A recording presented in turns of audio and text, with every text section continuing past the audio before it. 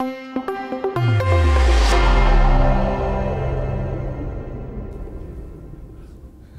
can see from that why it is very important to hear from Lithuania, because Lithuania demonstrates what the communists would like to do. But they were unable, of course, physically to deport Croats or Serbs or anybody else. A certain amount of internal exile, but that's nothing like being sent off, thousands of you, to live and possibly die in the Gulag. And I hope that after Dr. Bubnis's speech, we'll be able to get some of that or all of it into Croatian so that Croats can read it. So thank you very much for that. And we now come to our Polish guest, Dr. Grzegorz Wołk, who is an historian and a political scientist. And he is head of department of the Institute, head of the Department for Historical Research in the Office of the Institute of National Remembrance. Researches into the history of the political opposition and secret services of communist Poland are his speciality. He's author of numerous articles and a monograph on detention centers in southeastern Poland.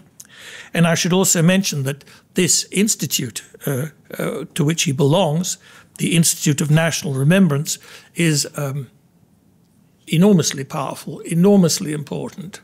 And the fact that we, I'm not just talking about Croatia, but really the rest of us, have not embarked seriously on creating such an institution, which has its own independence, its own research facilities, and I think also documentation, is absolutely, that would be the first step, first really big new step to creating, I think, a healthier and better country. But then, please.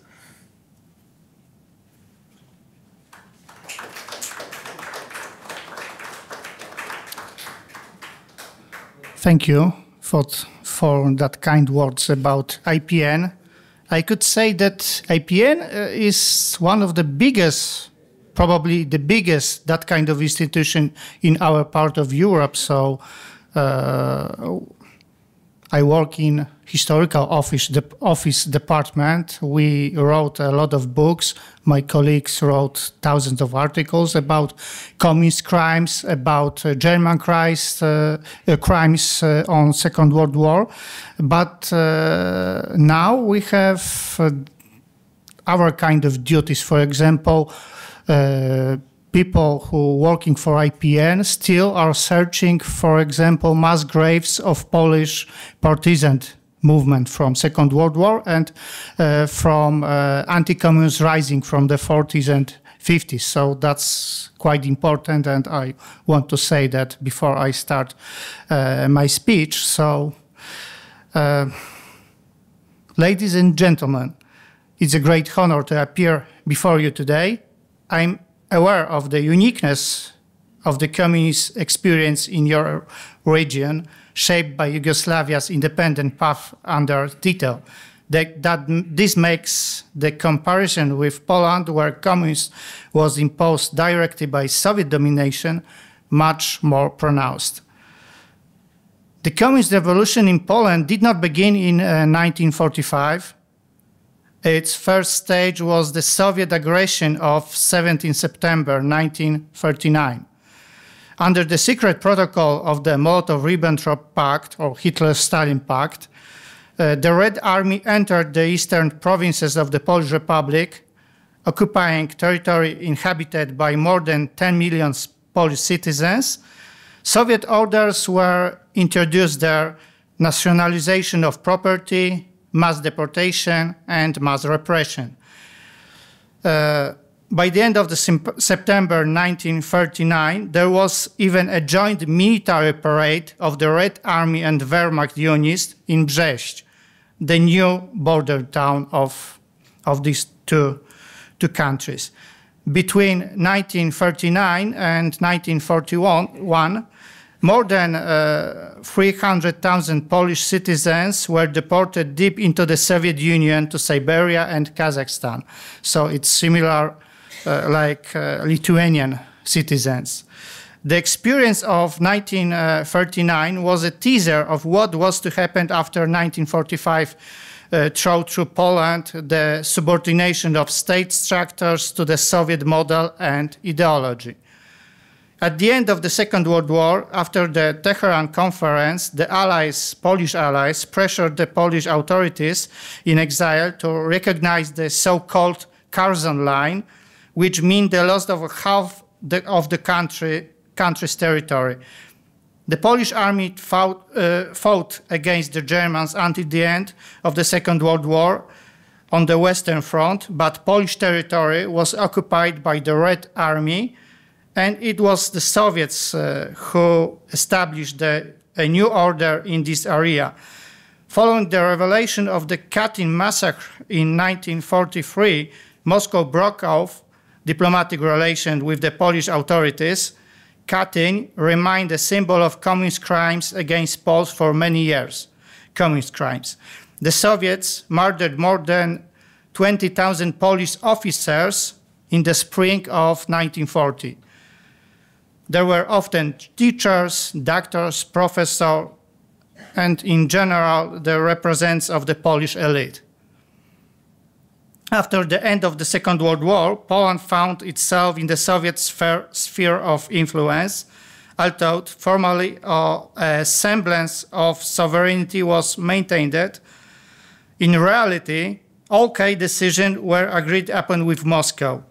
On 22nd July 1944, the Polish Committee of National Liberation, it was called PKWN, was established in Moscow and announced the so-called July Manifesto, which formed the basis of the new order.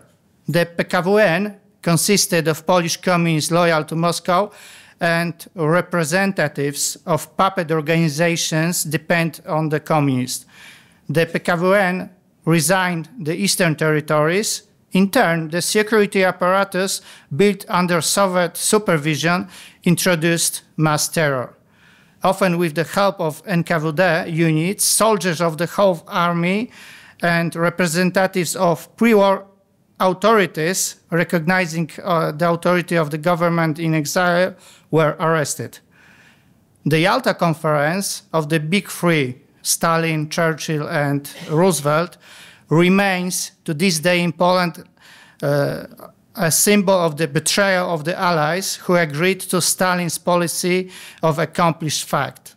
As a result, Poland found itself in the Soviet sphere of influence. In countries such as Hungary, Romania, or Bulgaria, Sovietization also took place, but it was proceeded differently. In Romania and Bulgaria, monarchies were abolished and replaced by People's Republic.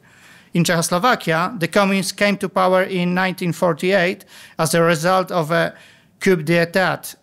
There had previously been a pluralist government. In Poland, free elections were to be held, but the communists rejected this option. Poland was unique in having a strong mass and well-organized independent opposition, military and political. The legitimate Polish People's Party, the strongest opposition. I could say Polish People's Party, but I could translate it like Polish Peasants' Party. It could be a good way too. The strongest opposition party, led by Stanisław Mikołajczyk, tried to resist the communist imposition of power, but was eventually marginalized and dismantled.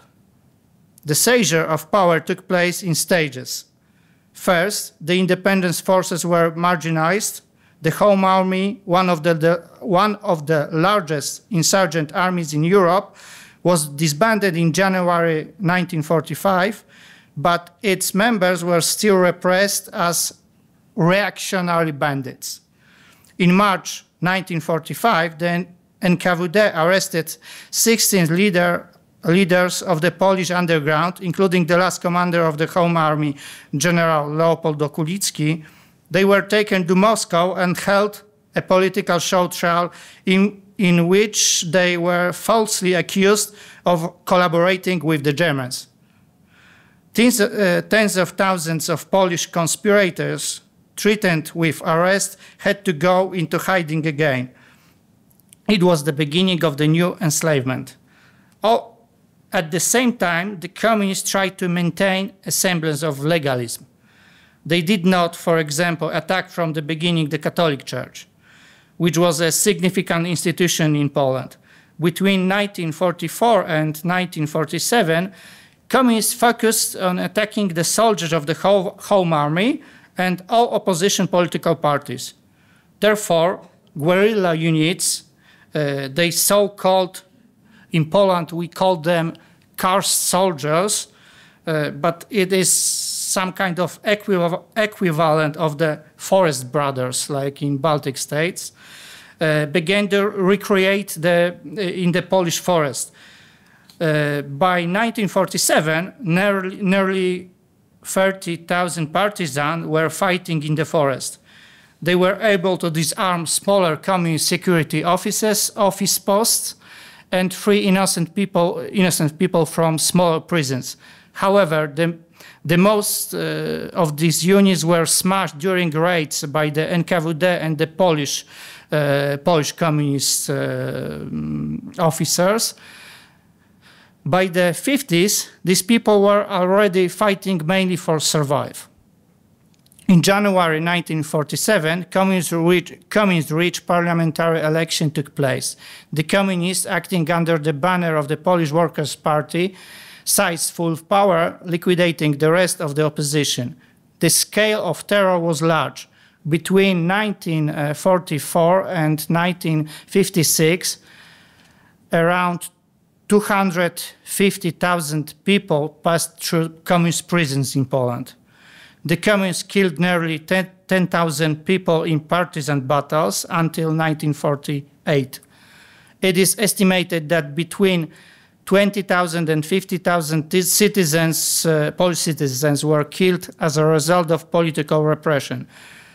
Ministry of Public Security was an instrument of systematic intimidation of society. The security apparatus was built on the Soviet model, and Soviet advisors played a major role in it until 1956. Communists changed the daily life of Poles in almost all aspects. Economy, for example. There was a system of central planning was introduced. Industry and trade were nationalized. From 1949 to 1956, the Soviet model was pushed, leading to restriction on consumption and supply crisis. The land reforms of 1944 and 1945 divided large land ownership, but attempts to collectivize agriculture met with great resistance and ultimately failed. Polish farmers retained their private small farms. In education and culture, schools and universities were placed under ideological control. Compulsory Russian language instruction was introduced, and class-hostile academics were eliminated, promoting ideologically shaped workers. Culture was subordinated to the doctrine of realnego socjalizmu, real socialism, like it was called in Poland. Religion. The communist authorities waged an organized struggle against the Catholic Church, although because of its social power, they did not opt for total repression, as, for example, in Albania.